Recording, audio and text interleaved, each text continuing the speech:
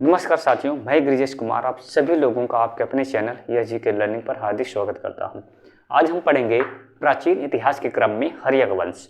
तो हर्यक वंश में जो भी शासक हुए हैं उन सबको देखने वाले हैं और साथ में जो भी इम्पोर्टेंट इनसे प्रश्न बनते हैं उन सभी प्रश्नों और फैक्ट को देखेंगे जो बार बार एग्जाम में पूछे जाते हैं। उससे पहले अगर आप लेखपाल की परीक्षा तैयारी कर रहे हैं तो यूपी स्पेशल जीके का इसमें इम्पोर्टेंट रोल है, क्योंकि इसमें 20 प्रश्न 20 अंक का आएगा। तो बहुत इंपॉर्टेंट सेगमेंट है यूपी स्पेशल जीके। अगर ये ई बुक के रूप में आप प्राप्त करना चाहते हैं तो इस नंबर पे आप संपर्क कर सकते हैं 7834991913 7834991913। इस नंबर पे संपर्क करके यूपी स्पेशल जीके ई बुक प्राप्त कर सकते हैं। इसमें 500 एमसीक्यू प्रीवियस ईयर सेट दिए हुए गए हैं जो प्रीवियस एग्जाम में पूछे गए हैं, जैसे यूपी पीसीएस आरओ यानी यूपी के जितने भी स्टेट एग्जाम होते हैं उन सब में पूछे गए हैं। 500 क्वेश्चन का सेट है और साथ में सभी इंपॉर्टेंट हर एक टॉपिक वाइज से फैक्ट कवर किए गए हैं। तो इसको लेकर के आप पढ़ सकते हैं। इसको नंबर नोट कर लीजिए, डिस्क्रिप्शन में भी नंबर ये मिल जाएगा, वहाँ से आप प्राप्त कर सकते हैं। ये नंबर मैं इरेज कर दे रहा हूँ, आई होप आप नोट कर लिए होंगे। अब चलिए देखते हैं हर्यक वंश। हर्यक वंश से संबंधित जितने भी शासक हुए उनको हम देखने वाले हैं। तो हर्यक वंश के संस्थापक सबसे पहले ही पूछता है कि हर्यक वंश के संस्थापक कौन है। तो हर्यक वंश के संस्थापक कौन है? बिंबिसार हैं। कौन है? बिंबिसार हैं। कौन है? बिंबिसार हैं। ठीक है, इसकी स्थापना कब हुआ था? 544 BC। हर्यक वंश के संस्थापक बिंबिसार हैं और इसकी जो स्थापना हुआ था 544 BC। और इसकी राजधानी भी पूछता है, राजधानी राजगिरी थी। क्या थी? राजधानी इसकी राजगिरी। तो हर्यक वंश के संस्थापक कौन है? बिंबिसार हो गए। और कब हुआ था इसकी स्थापना? 544 BC और इसकी राजधानी राजगिरी। ठीक है, इतना चीज आपको ध्यान रखना है। अच्छा, यह भी प्रश्न पूछता है कि बिंबिसार किस धर्म को मानने वाले थे या किस धर्म के अनुयायी थे। तो बिंबिसार जो है किस धर्म को मानते थे? बौद्ध धर्म को, बौद्धिस्ट थे। तो ये बौद्ध धर्म को मानते थे या बौद्ध धर्म के अनुयायी थे, बात एक ही है। ठीक है, बौद्ध धर्म के अनुयायी थे। इनका जो काम है, इन्होंने सबसे पहले प्रशासनिक व्यवस्था पर बल दिया। किस पर दिया? जो बिंबिसार, इनका जो मुख्य काम है वो किसका? इन्होंने प्रशासनिक व्यवस्था पे काफी बल दिया।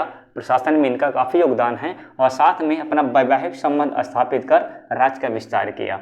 यानी वो विवाह करते गए और अपना जो राज्य मिला उसको दहेज में लेते गए, मिलाते गए, ऐसे समझ लीजिए। तो ये जो है वैवाहिक संबंध स्थापित कर अपने राज्य का विस्तार किए। इन्होंने 52 वर्षों तक शासन किया। कितना किया? ये जो है बिंबिसार 52 वर्षों तक शासन किए। कितना? 52 वर्षों तक शासन किए। और इसके बाद क्या होता है? बिंबिसार के पुत्र अजातशत्रु, यानी बिंबिसार की हत्या उसके पुत्र अजातशत्रु ने कर दी। यानी बिंबिसार के बेटे अजातशत्रु ने अपने बाप की हत्या कर देते हैं, यानी बिंबिसार की हत्या कर देते हैं और 493 BC में वो गद्दी पर बैठते हैं। 493 ईस्वी BC में वो गद्दी पर बैठते हैं। तो बिंबिसार की हत्या किसने किया? उनका बेटा अजातशत्रु ने किया। और कब गद्दी पर बैठे? 493 BC में वो गद्दी पर बैठते हैं। इसका उपनाम कुणिक था। कई बार यह भी प्रश्न पूछा है, जो अजातशत्रु उसका उपनाम क्या था? अजातशत्रु का उपनाम क्या था? कुणिक था। क्या था? कुणिक था। इन्होंने 32 वर्षों तक शासन किया। कितने साल? 32। बिंबिसार 52 और उनका बेटा अजातशत्रु 32 वर्षों तक शासन करते हैं। ठीक है, इसके बाद देखिए 461 BC में अजातशत्रु की हत्या उसका पुत्र उदयन ने, यानी बिंबिसार की हत्या उसका बेटा ने किया अजातशत्रु, और अजातशत्रु का बेटा उदयन ने अपने बाप को मार डाला, यानी मार मार करके राजा बन रहे हैं। तो 461 BC में अजातशत्रु की हत्या उसका पुत्र उदयन कर देता है। कौन करता है? उदयन। और एक गद्दी पर बैठता है। कब? 461 BC में। ठीक है, बिंबिसार की हत्या उसका पुत्र अजातशत्रु ने किया, अजातशत्रु का हत्या उसका पुत्र उदयन ने किया। किसने किया? उदयन ने किया। और 461 BC में गद्दी पर बैठा। उदयन ने पाटलीग्राम की स्थापना की, वही जो पटना है। तो उदयन ने किसके किया? पाटलीग्राम यानी पाटलिपुत्र जो आज पटना है उसकी स्थापना इन्होंने किया था। और यह जैन धर्म को मानता था। किसको मानता था? जैन धर्म का अनुयायी था, यानी ये जैन धर्म को मानता था। बिंबिसार बौद्ध धर्म को मानता था और उदयन किसको? जैन धर्म को मानता था। किसको? जैन धर्म को मानता था। हर्यक वंश का अंतिम राजा उदयन का पुत्र नागदशक था। कौन था? नागदशक था। जो हर्यक वंश का अंतिम राजा क्या होता है? नागदशक। क्या? नागदशक होता है।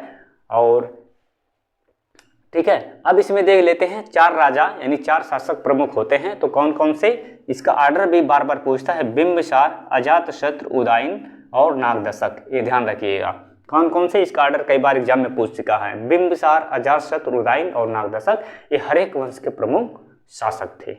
आपको ध्यान रखना है, बिंबिसार, अजातशत्रु, उदयन और नागदशक, ये ऑर्डर ध्यान रखिएगा, बिंबिसार, अजातशत्रु, उदयन और नागदशक।